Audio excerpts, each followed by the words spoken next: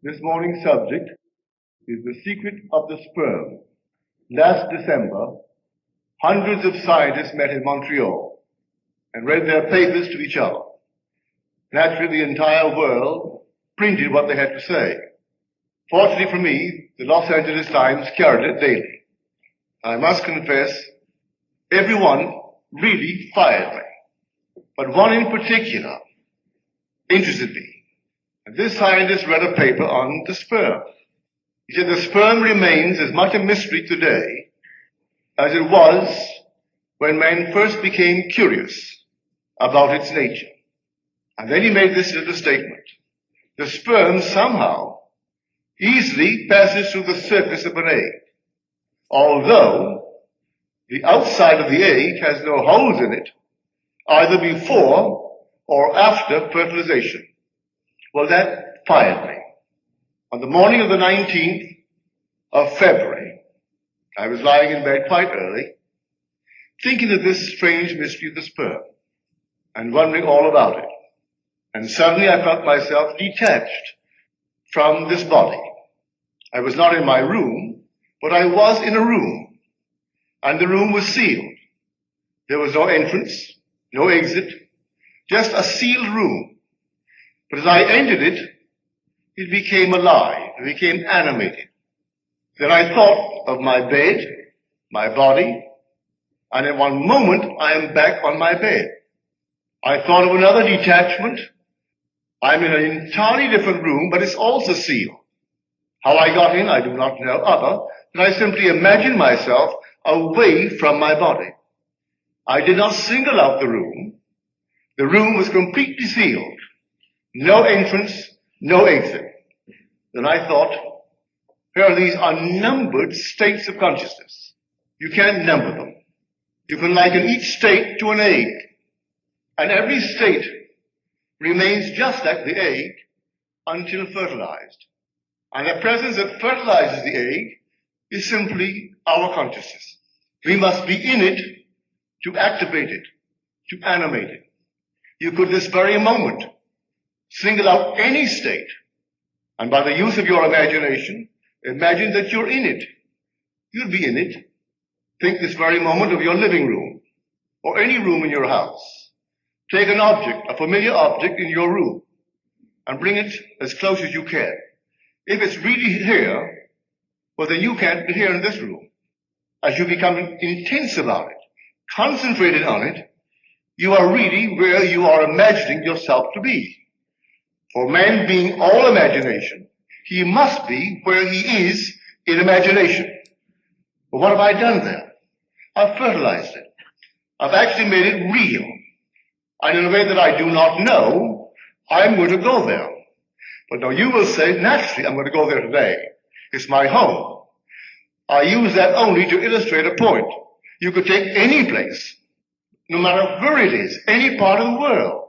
If you did the same thing to it that you would now do to your home, you will find yourself compelled to move across a bridge of incident leading up to the fulfillment of that state. You don't devise the means, but there's so many little facets to this wonderful art of imagining. I'll tell you one to show you the danger. When one wants one thing above all things in this world, and they're willing to sacrifice their moral, ethical code, in fact, every code. It also works. That's why I warned you in my last book, I can only acquaint you with the law and leave you to your choice and its risk. And I mean risk. I call this lady a friend. She is a friend. I'm not here to judge anyone in the world. And she is my friend living in New York City. When she was a young girl, she was as poor as a church mouse. She had nothing. Her only claim to recognition was the fact she descended physically from the Adamses, our presidents. And she was very proud of that fact, very proud. But she had no money. The one thing she wanted above everything in this world was money. And I don't mean a few $100,000. I mean money, in the true sense of the word. To the disgust of her parents, she used to always pretend She had fabulous fortunes. She is not, may I say, a good-looking lady, either in form or in feature.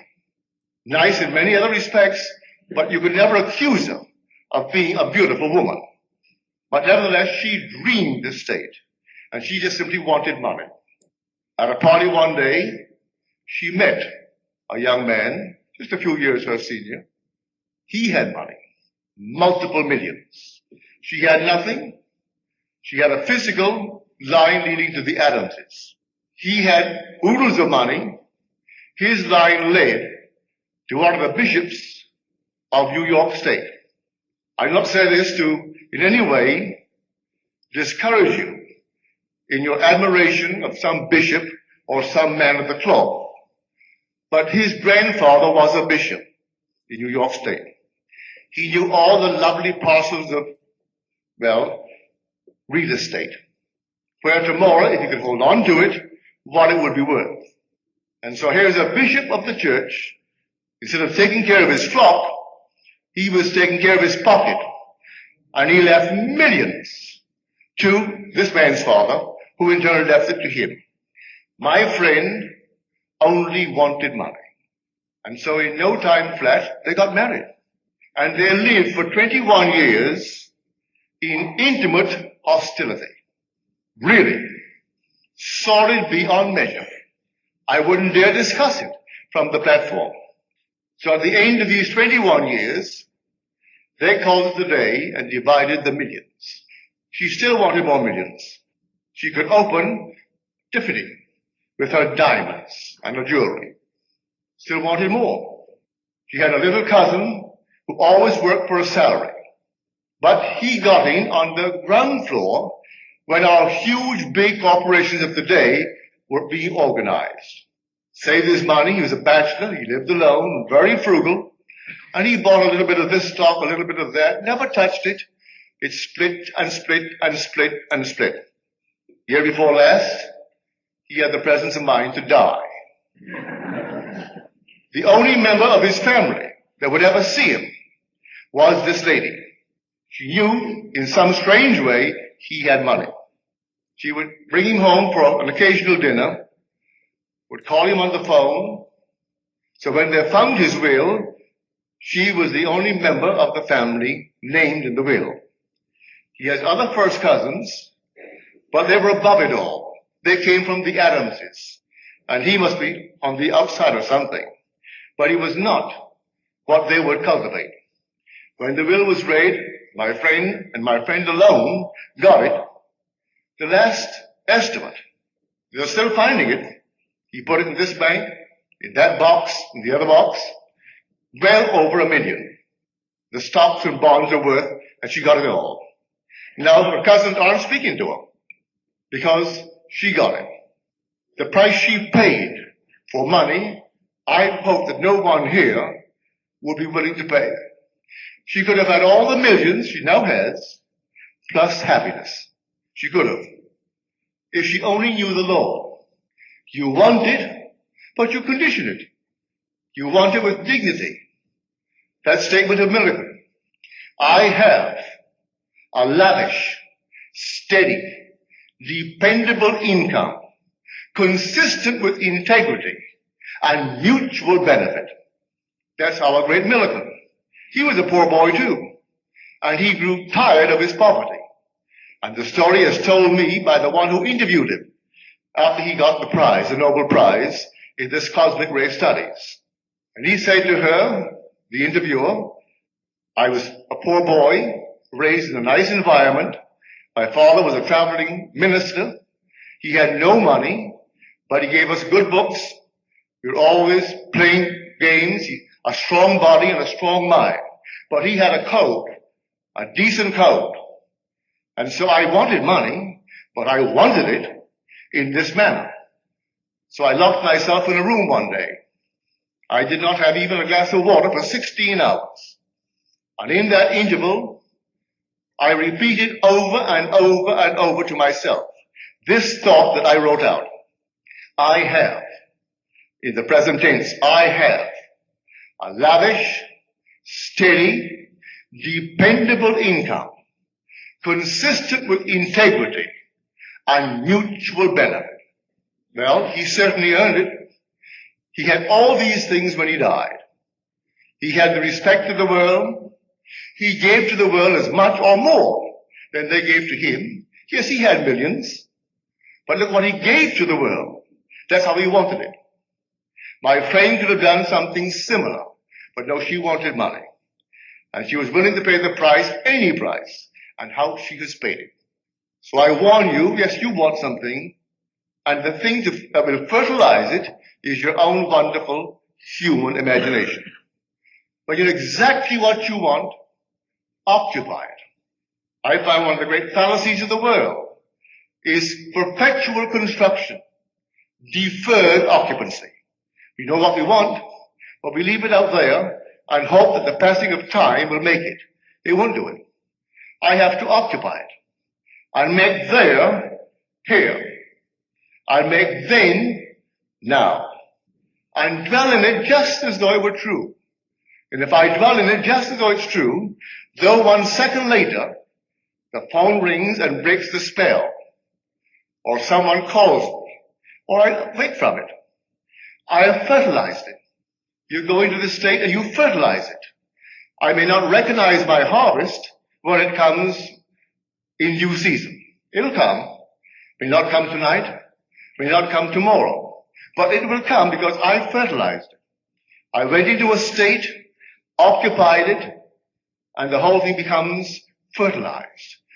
But every egg has its own appointed hour, and it ripens and it will flower. If to me it seemed long, then I must wait, for it is sure, and it will not be late. These infinite states of the world are waiting for occupancy, waiting to be fertilized by us. That's why we must become so extremely discriminating. Know what you want, and you make it conform to your code of decency, your wonderful ethical code. You don't have to, in any way, tarnish that code. You don't, to get what you want in this world. But men are not aware of that, and they're quite willing to tarnish it a bit to get what they really want in this world. So here, this secret of the sperm is God's creative power. Now, don't be shocked if I tell you that that sperm is only the symbol of Jesus Christ. For by him all things are made. And without him, there is not anything made that is made. In him is life. There is no other life. In him is life. Well, if I go into a place and suddenly it becomes animated, then I must be he. Prior to that, I thought he was on the outside, in some other place. And suddenly I find myself in a room, and the room is sealed. Well, how did I get into it? You're told in Scripture, he suddenly appeared among the disciples after the resurrection, and the door was closed. That's a cue given to all of us. It's not a man. It's a supernatural power in man. That supernatural power is your own wonderful human imagination. If you're willing to believe it, you could today set out to transform your entire world. But above all things, become extremely selective. Don't just compromise, don't. Extremely selective. The state is there. The tarnished state is there. And the untarnished state is there. Everything possible is there. Why do we read these words in Scripture? He has made everything for its purpose, even the wicked for the day of trouble. If there were no wicked in the world, then creation isn't complete. I don't have to be wicked, but the state is there. I could enter the state and be as wicked as the state allows. I am not the state. I am the fertilizing power, animating and making alive that state. That's why Blake said, in his wonderful vision of the Last Judgment, I do not consider either the just or the wicked to be in a supreme state, but to be every one of them, states of the sleep which the soul may fall into in its deadly dreams of good and evil. It falls into these states unwittingly. You, knowing the law, don't fall into a state unwittingly. Enter the state knowingly. Go right into it. If you want to animate it and make it real. And you go into a state not just for yourself alone, but for your family, your friends, anyone in this world. And just leave it. After you have fertilized it, what can you do? Let it grow. Fertilize the egg. Don't tamper with it. Just let it grow. So you single out the state today. It's a state of consciousness. You enter it and clothe yourself with it and let it grow. When I exhausted every human channel to get out of the army, I turned to the only God in the world. And that God is my own wonderful human imagination. In 1942, in the month of December, this direction came down from Washington, D.C. Any man over 38 is eligible for discharge, providing his superior officer allows it. If his superior officer, meaning his battalion commander, disallows, there is no appeal beyond his battalion commander. You could not take it, say, to the divisional commander. It stops with the battalion commander. This came down in 1942 in the month of December. They gave a deadline on it. This would come to an end on March the 1st of 1943. So anyone 38 years old before March the 1st, 1943 was eligible. All right? That is Caesar's law. I got my paper, made it out. They had my record, my date. I was born in 1905 on the 19th of February. So I was 38 years old before the 1st of March of 1943. So I was eligible.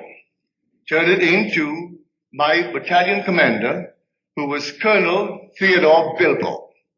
His father was a senator from Mississippi. I turned it in. In 4 hours it came back. Disapproved. And signed the colonel's name. That night, I went to sleep in the assumption that I am sleeping in my apartment house in New York City. I didn't go through the door. I didn't go through the window. I put myself on the bed. I went right into my home that I knew so well. But I conditioned it. I could be there on furlough, a 2-week furlough. I didn't want that. I wanted to be there honorably discharged. Not dishonorably, honorably discharged, and a civilian in this country. So I slept in that assumption. At 4:15 in the morning, here came before my inner eye a piece of paper, not unlike the one that I had signed that day. On the bottom of it was disapproved. Then came a hand from here down, holding a pen. And then the voice said to me, that which I have done, do nothing. It scratched out disapproved and wrote in big bold script, approved. And then I woke. I did nothing.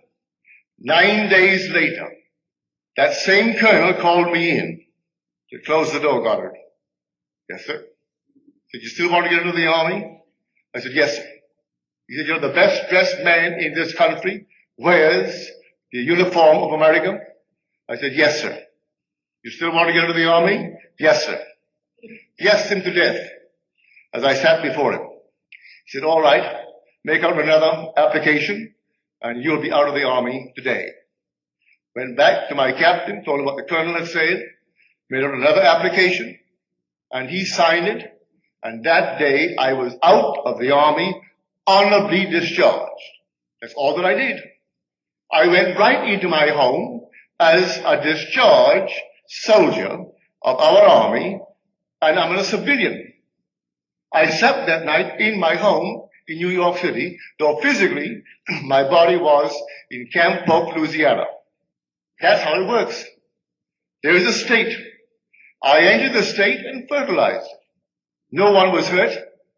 And the colonel, when I went through the door that evening, he came forward and said, well, good luck, Goddard.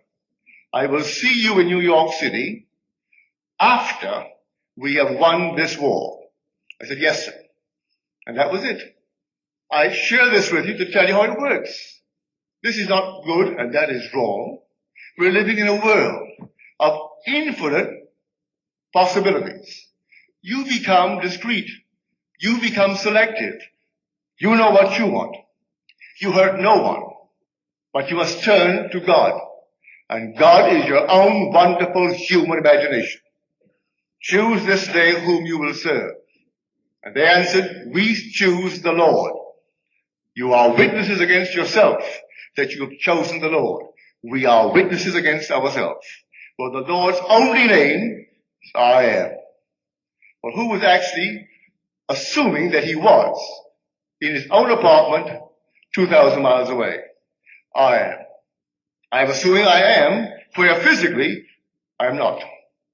But the reality of me is not this. The reality of the speaker is his imagination. And I must be where I am in imagination. So the body was in Camp Pope. The reality of me was in that apartment of mine in New York City. You could take this story and multiply it thousands of times. But here, while you are here, I would like to make it so clear that you and you alone are responsible for your own selection. I can teach you the law. That's the law in the nutshell, what I've just told you. But I cannot get behind you and say, no, not that. Take this. I can't guide your ship. I must leave you to your choice and warn you it carries a risk unless you take your wonderful code and surround it. Take your choice and make it fit your lovely moral and ethical code. You will not have to compromise. So this is the secret of the sperm. You aren't going to find it under the microscope. Now I'm going to see it go through. It's all imagination. This whole vast world that seems so real and solid and independent of our perception of it is all within our imagination. And so you single out the state you want to activate. You go in under that state and know it as yourself, and it becomes alive. Then you return to whatever you're doing in the world of Caesar, and that egg has been fertilized. And in a way that you do not know consciously, it will simply develop, break the shell, and come forward as a fact in our life. You try it today with a friend in need, someone who hasn't a job, or needs more income because of obligations. Try it. And you need not tell him that you've done it.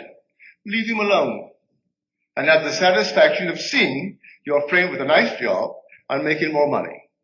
Do it with everything in this world because you have the power and the right. The power is your imagination. Paul describes Jesus Christ as the power of God and the wisdom of God. Well, this is power. This is creative power. Because here is a man who has all the power in the world. He could say no from now until the war is over. So when it happened to me, in 9 days, I wrote a friend of mine who was my age, who was just as eligible, and I wrote him and I told him what I had done. He never answered my letter. He's a Freudian. By Freudian, I mean he studied with Freud. He was steeped in the so-called facts of life, all based upon sex. He knew nothing of this higher level. So I told him what I had done. He got out when the other millions got out after the war. Because he used to come to my meetings in New York City. And he said, you know, Neville, I like hearing you, like listening to your talks. But you know what I do? I hold the seat and put my feet right down into the carpet to keep my sense of the reality and the profundity of things. You take me out of this reality. You mustn't do that. So he lacks the reality. He was in the army. He wanted to get out and couldn't. And I'm unreal. And I got out. So I'm sharing with you the real reality. If Freud only knew of these intensities of creation on higher levels, compared to this level here, where you can these incredible intensities on the highest level, when you're creating, and you create all within yourself. You're not a divided image. Where two create, it's all within yourself. And compared to this level is like simply, well, two outer season slugs. That's this level. But on the higher level, it's all intense, fantastic creations. And there you see the vortices that bind man on his body. There you see unnumbered, you could never count the unnumbered vortices that cram creation. And there they are gathering intensity, or rather density, to make what they're gathering apparent in this world. They're already apparent on the higher levels, but to make them apparent here, they gather density. So here, in a very simple way, imagining creates reality in the most minute form. There isn't a thing in this world that is now real to us that was not once only imagined. So today, start controlling your imagination. And do not entertain even the idle thought, because no one sees it. Read the 8th chapter of the book of Ezekiel. They thought no one saw it too. And he said, Son of man, do you see what the elders of the house of Israel are doing? Everyone in his own chamber of imagery. And they say, no one sees us. The Lord has turned from us. There's no Lord on the outside looking. You know what you're doing. That's the Lord seeing. He knows exactly what you're doing because you and he are one. God became man, that man may become God. So the house of Israel said, let us go into our chamber of darkness with all these abominations and create, because the Lord doesn't see us. He has forsaken us. They forgot the Lord. The Lord is your own wonderful human imagination. And there's only one Lord. So you sit in the silence for a moment and you think, well, I can't be seen. I can imagine unlovely things about that one, the other one. Don't for one moment think the Lord doesn't see it because you see it and you and he are one. And he's creating at that very moment. And you're bringing out of your own deep the things that you are fertilizing. Now, about a week ago, I suggested a certain technique that I learned from my old friend Abdullah. Sitting physically in one place and assuming that I am physically seated in another place and go from place to place. After a while, it becomes so easy. And then you can open your eyes at the place where physically you really are not. And when you do so, you open that eye with a shock. If I am seated in a big chair in my living room, and imagine I'm seated in the bedroom, when I want the shock, I open my eye while imagining I'm seated in the bedroom. If I open my eye when I imagine I'm seated in the living room where the body was in the beginning, there's no shock. But there's a shock to open your eye where the body is not, because it seems so real to you. And this is how you exercise this talent. Go into any state.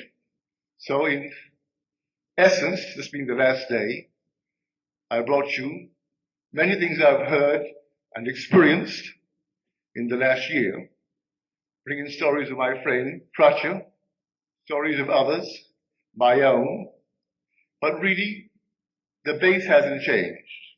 I can't change the base. The base is still imagining creates reality, that God and man are one. And all that we behold, though it appears without, it is within, in our imagination, of which this world of mortality is but a shadow. So when one takes off this little garment, where do you think they'll go? They are in the only reality in the world, in their imagination. And they'll live in a world of imagination. And the day will come, they'll take it off from this level forever. For they'll rise completely into an imaginative world where everything is subject to their imaginative power. So here, this is educative darkness for the purpose of learning how to create. And you aren't being judged if you create something unlovely, but create.